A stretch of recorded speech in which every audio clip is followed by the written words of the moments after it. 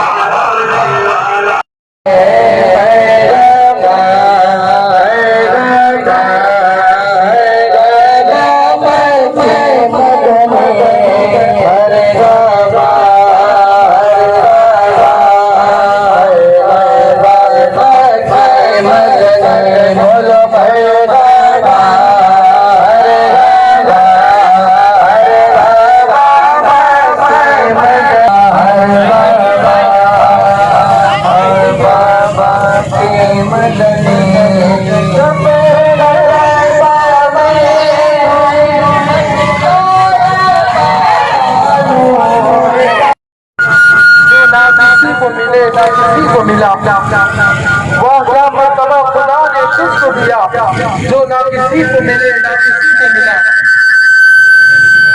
कलाम मजीद ने खाई शाह तेरे कलाम शहर और मका की कसम।